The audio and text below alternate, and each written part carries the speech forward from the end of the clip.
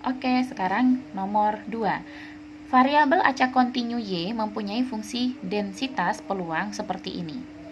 Ya, mudah sekali kalau sudah diketahui fungsinya, tinggal diturunkan, tinggal diintegralkan dengan batas bawah yang sudah ditentukan. Ini saya coret aja. Nah, dari itu ditanya EY-nya. Kenapa Y? Kenapa tidak pakai X? Kan dia sudah bilang di sini bahwa variabel acak kontinu Y. Jadi tidak selamanya X, itu kan hanya variabel. Jadi bisa berubah Y kah, Z kah, terserah ya. Nah, tapi di sini variabel acak kontinu. Kita berarti pakai rumus yang kontinu punya. Jadi EY kuadrat, varian dari Y, baru E3Y tambah 5, varian 2Y tambah 3. Yang dia tanyakan banyak.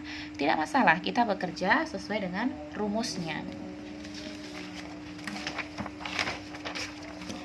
Nah, selanjutnya di sini yang ditanyakan EY. Nah, EY-nya bagaimana? Ya kita integralkan aja toh. Batas bawah 1 sampai 3, batas bawah 5 sampai 7 dengan masing-masing fungsinya. Kalau tadi yang contoh nomor 1 kan EX, makanya X dikali fungsinya. Karena ini EY, maka Y, perhatikan Y ini, maka Y dikali fungsinya, Y lagi dikali fungsinya. Seperti itu. Fungsinya punya masing-masing gitu. Fungsinya yang mana? Yang ini. Ya, ini adalah fungsinya. Jadi seperempat Y kurang 1, seperempat 7 kurang Y dengan batas bawah 1, 3, dan 5, 7. Kita cek di sini. Tulis ya. Oke, jadinya seperti ini. Nah, setelah itu baru dikerjakan dulu nih. Sama seperti tadi. Seperempat kali Y, seperempat Y. Gitu kan. Baru seperempat Y ini kali dengan Y, jadi seperempat Y kuadrat. Seperempat Y kali dengan min 1, min seperempat Y. Gitu. Ini juga sama. Setelah itu diintegralkan, ya. Ingat cara integral. Nah, setelah diintegralkan, masukkan batas batas atas 3 dikurang batas bawahnya ini 1. Dan tambah yang ini itu adalah yang ini. Ini adalah perhitungan dari yang ini kan. Baru dimasukkan, kurangkan, dan seterusnya. Dengan perhitungan, bilangan, konsep pecahan juga akan diperoleh min 1/6. Hati-hati ya nanti dalam menghitung karena agak banyak. Oke. Nah, setelah itu yang B yang ditanyakan adalah EY kuadrat. Kalau EY kuadrat ya sama saja seperti yang di atas, tapi Y-nya di sini pangkat 2 gitu. Dihitung sama seperti cara yang sebelumnya, cuma ini hanya bedanya ininya Y kuadrat aja ya. Nanti dapat 19.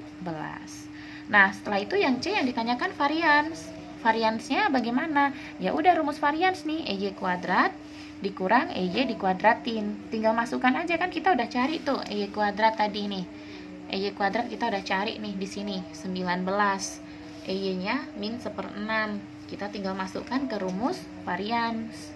Dihitung dapat 1835/36. Gitu ya. Ini bentuk pecahan campuran. Kalau mau bentuk pecahan biasa juga boleh, sembarang ya, terserah. Tapi jangan desimal ya. Yang penting pecahan biasa atau campuran. Nah, yang D yang ditanyakan 3Y tambah 5. Gimana kalau kayak gini? Nah, ini harus dipecah dulu. Dipecah dulu menjadi 3EY tambah 5. Gitu. Kalau nggak kayak gitu nggak bisa dikerja nanti. Nah, 3 kali EY-nya berapa? Kita udah dapat tadi tuh EY-nya min 1/6. Masukkan di sini 3 kali min 1/6 tambah 5, dihitung dapat 4/2. Atau kalau mau pecahan biasa itu nanti jadinya 9/2. Nah, selanjutnya varians dari 2Y tambah 3. Gitu. Varians dari 2Y tambah 3. Kalau varians dari 2Y tambah 3 itu kita bisa memecah dia menjadi 2 kali varians Y. Ya. 2 kali varians Y. Kenapa bisa seperti itu? Karena seperti ini sifat varians ya. Kalau misal diketahui ini varians AX tambah B ya, varian AX tambah B, maka kita bisa menggunakan dia menjadi A, ini koefisien dari X ke depan, A dikali varian X. B-nya ini abaikan, konstantanya abaikan.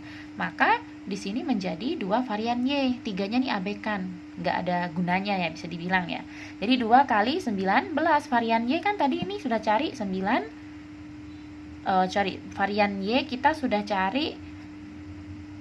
Oke, ini ya tadi ada sedikit kesalahan ya. Ini bukan varian Y, itu bukan 19.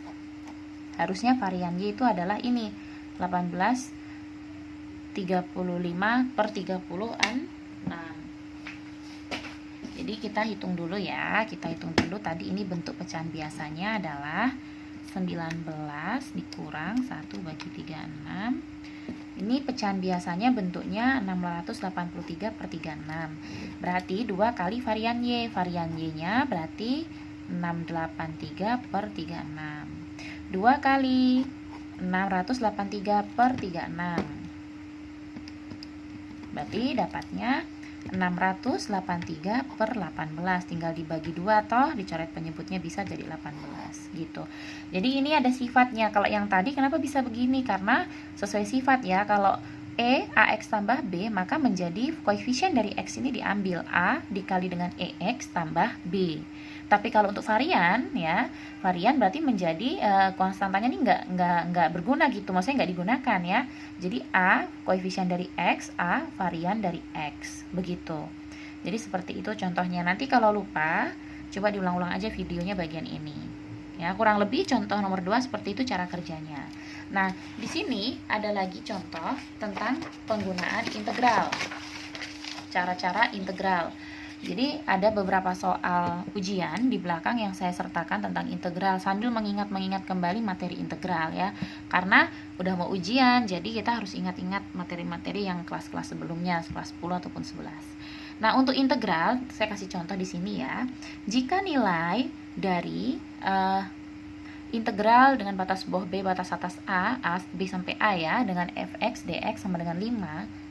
Dan kalau diketahui batas bawah C sampai batas atas A, C sampai A dengan fx dx sama dengan 0.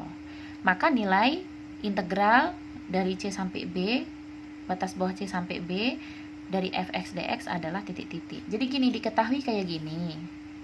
Tapi ditanya ini, jadi gimana? Nah, perhatikan batasnya.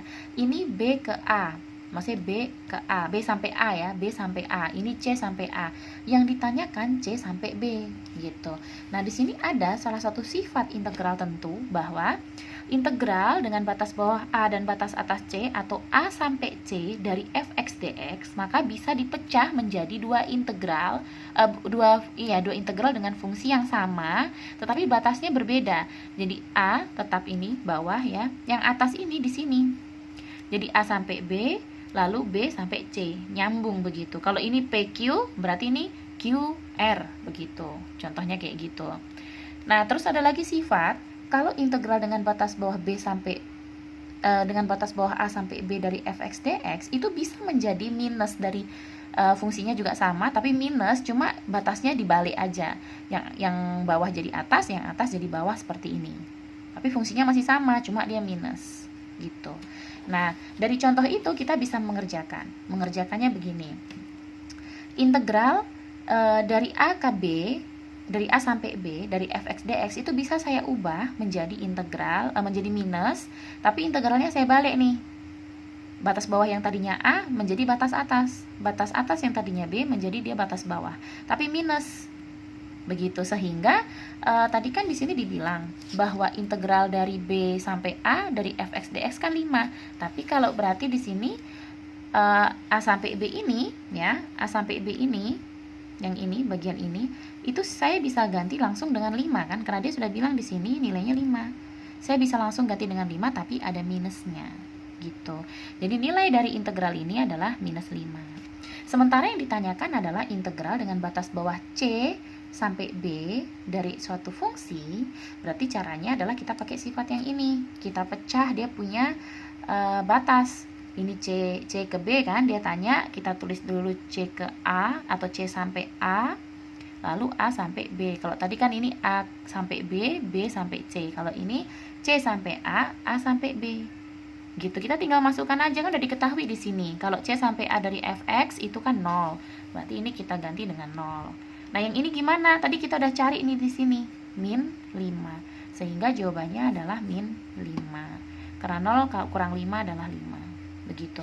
Kurang lebih seperti itu. Ini adalah soal yang keluar di UTBK ya, ujian kelulusan ya berbasis komputer tahun 2019 tentang integral.